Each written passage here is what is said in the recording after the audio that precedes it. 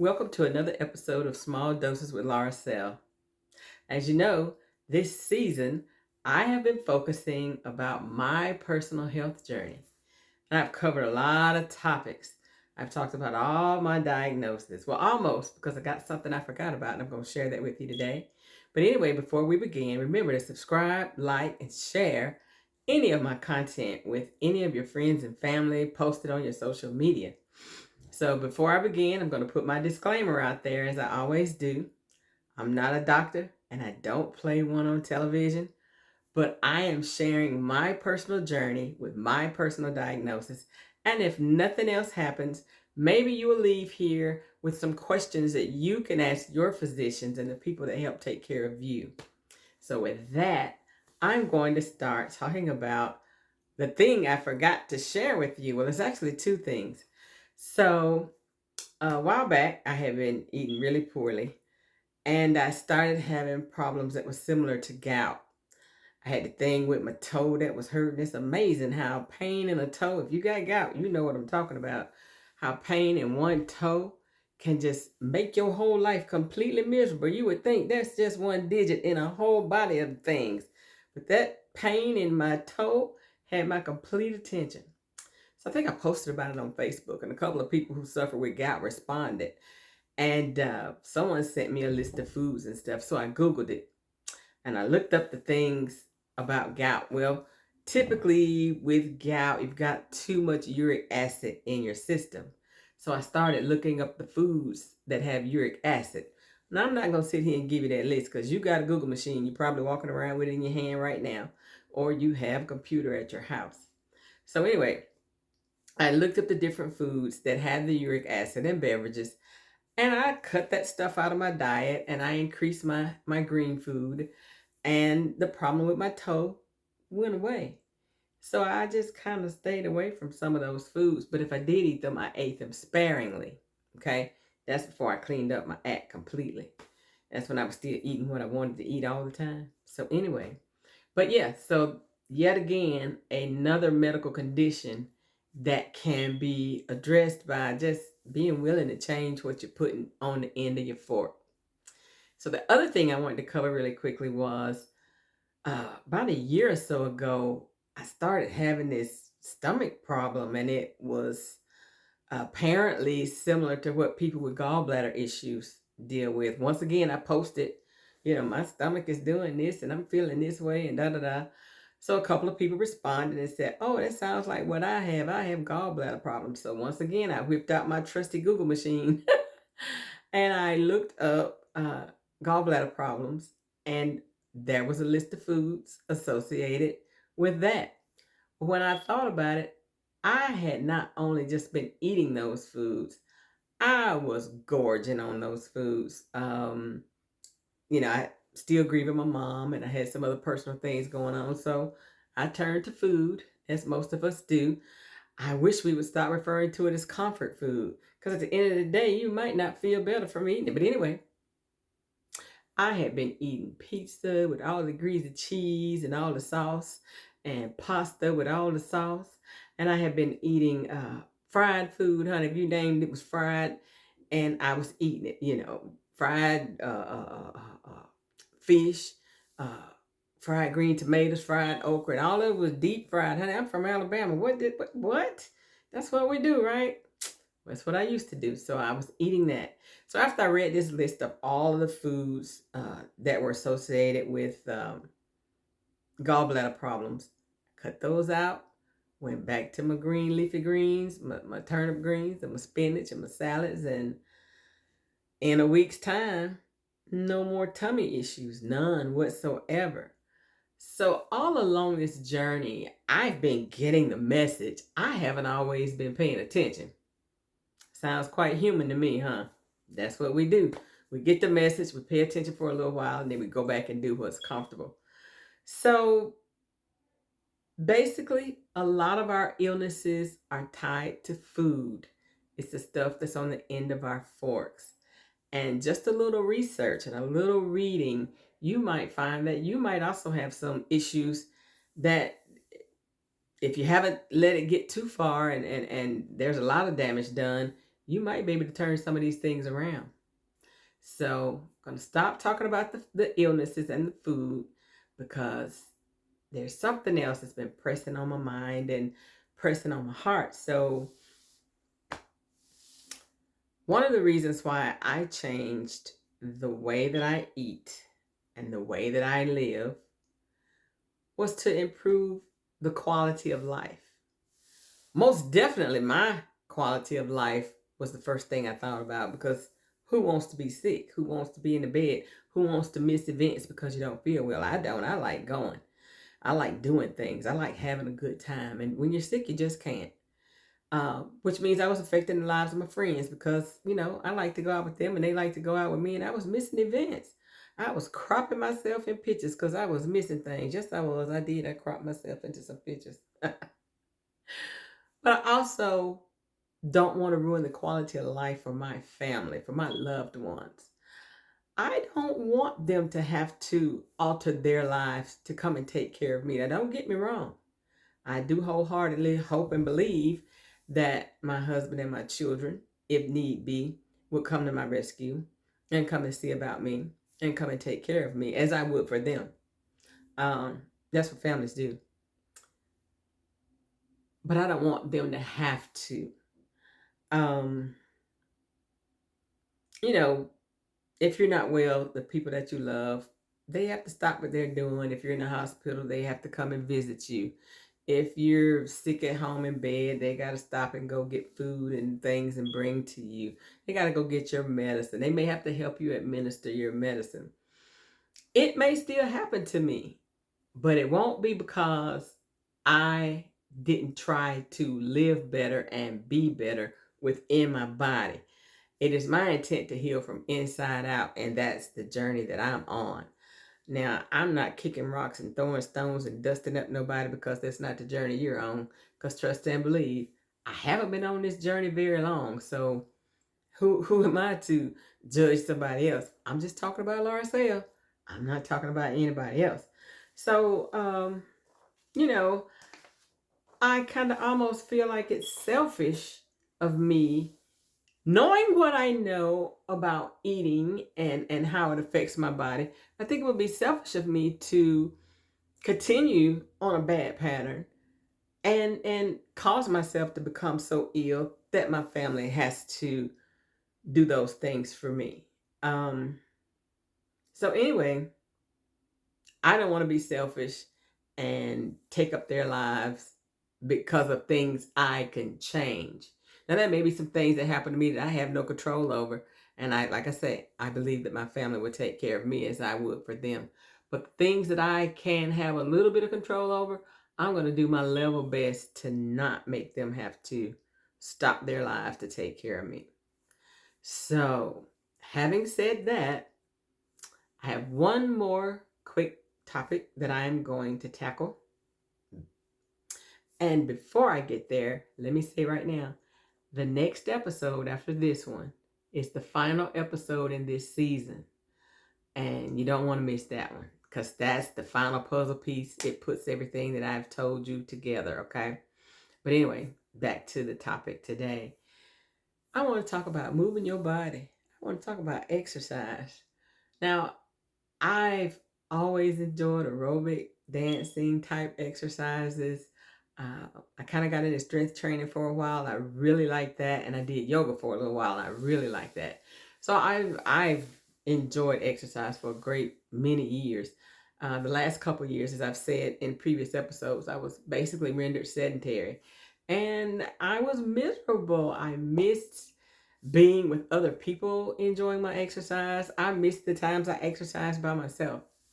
So, about a year ago, June 2021, I had decided, and I was still wearing the compression socks. I had decided that enough was enough. I was tired of sitting down. I was just going to start moving.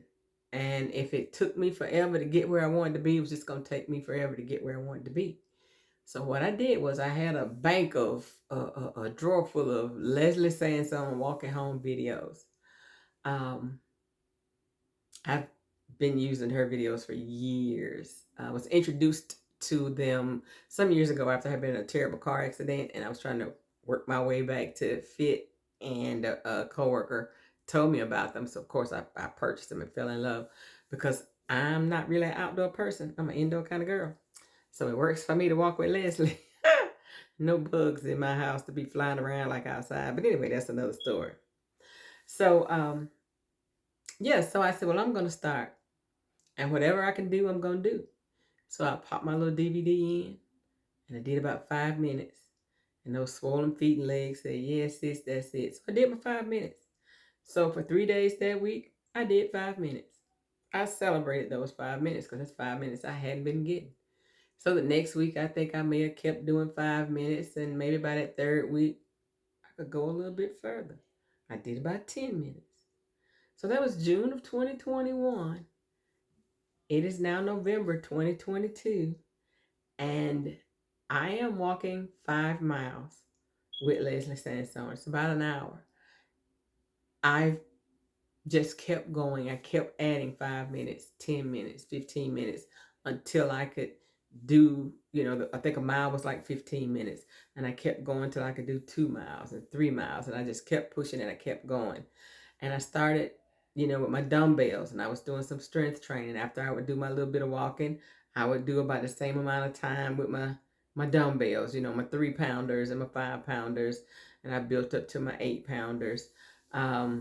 So I continued moving my body. Now I'm walking again. I don't even mind walking outside. I'm so happy I can walk. I'll walk outside. I've started back doing Zumba. I think I mentioned that I had been a Zumba instructor, but I let my license go because I had given up hope. I thought I was never going to be able to do Zumba at that capacity again because my feet and legs were just swollen. I just couldn't move and I wasn't enjoying life. So I canceled my license. But I have resumed doing Zumba. And I did the same thing I did with the walking. I did 5 minutes. I did 10 minutes till I could do one whole dance, two whole dances, whatever. And now I'm back to where I can do 45 minutes of Zumba. So why am I telling you this? I am telling you this because I know somebody out there listening to me isn't moving at all. Because a lot of people just don't like to exercise. We need to move our bodies because that movement keeps all of our systems doing what they're supposed to do. Look it up. I'm not your science teacher. I'm not going to tell you all of that. But you know what I'm talking about. You know you got to move that body. Body in motion stays in motion. A body at rest stays at rest. So the longer you sit, the longer you're going to sit.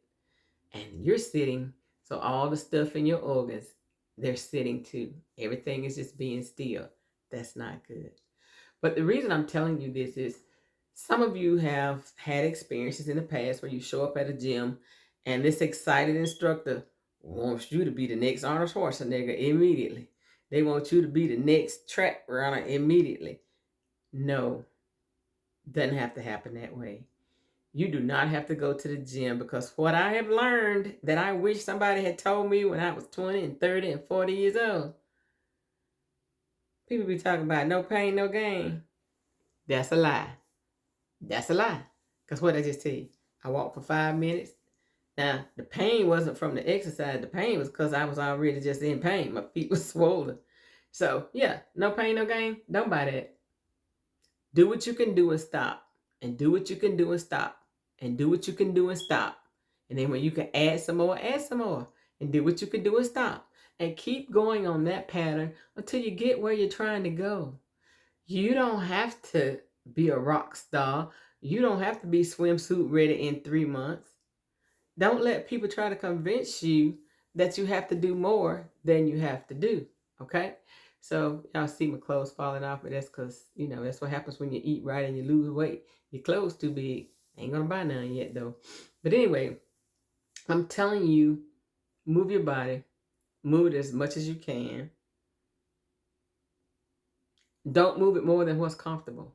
You don't necessarily have to have a gym membership to get your life right.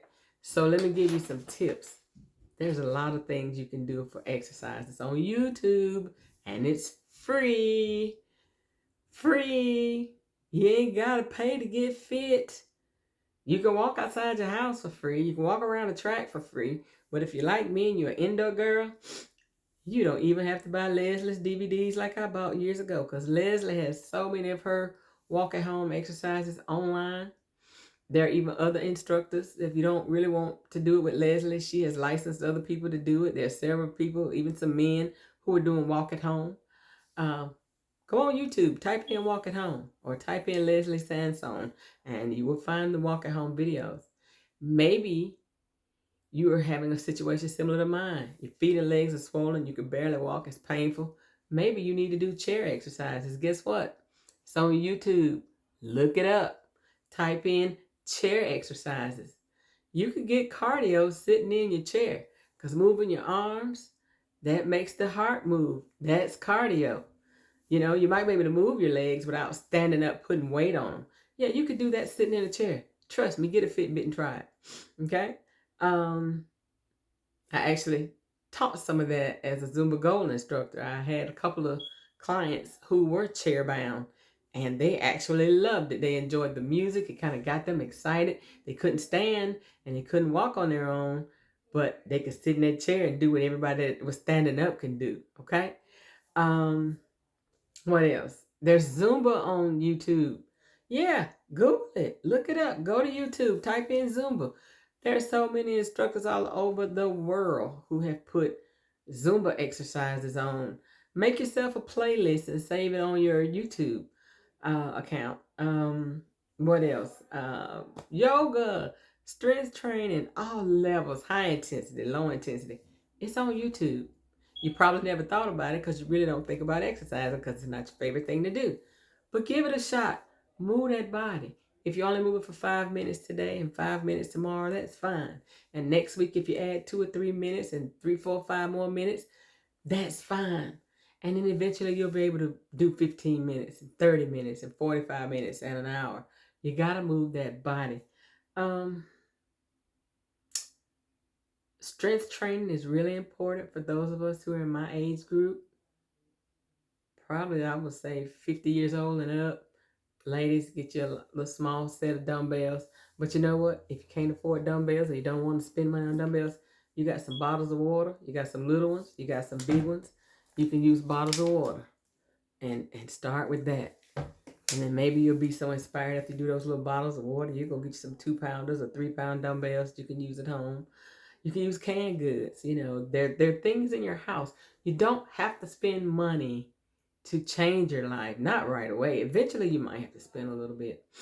But these are some things I wanted to talk to you about. Check your community. There may be some free classes, especially for seniors. And if it's not free, it may be a deep discount. There's a program I'm not very familiar with it. You know what? I'm gonna put the name out there, but anyway, it's called the Silver Sneaker Program, and it's for seniors. Um, I'm not sure what it costs. I did look into it one time, but I ain't gonna lie, I was a little vain. I didn't feel very seniory, so I didn't stick with it. But anyway, so again, I'm going to remind you the next episode is the final episode of this season of Small Doses with Larcel. So, as I prepare to leave you today, remember what you put on the end of that fork can be causing some of your health problems. What you drink can be causing some of your health problems. But you might be thinking, well, you know, I'm a size 8. I'm not fat. I feel good until I don't feel good. Well, just because you're small doesn't mean you're not ill. You can be small and be ill. Um, you know, you could be a person that's out being physically fit. You go jogging, you go running. You see stories of people who are athletes who have heart attacks and find out they have diabetes and other things because of stuff on your fork. You might be doing some of the steps, but you might not be doing them all. So just remember, what we put in our bodies is often what causes some of the problems to make our bodies break down. But anyway, this has been another episode of Small Doses with Larcel. Please subscribe.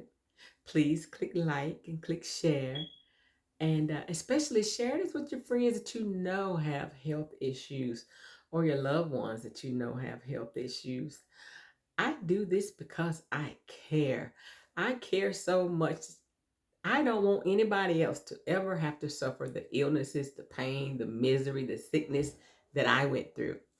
I might can't fix it and change it for you, but like I keep saying, I give you questions you can ask your physician about. I give you things you can think about. Maybe you want to think twice before having that fried thing and that greasy thing and that slippery, slimy, whatever that is. It's oh so good, but it may not make you feel oh so good at the end of the day. So anyway, thank you for tuning in, and I'll see you next week on Small Doses with Laura Sell. Have a great day. Bye.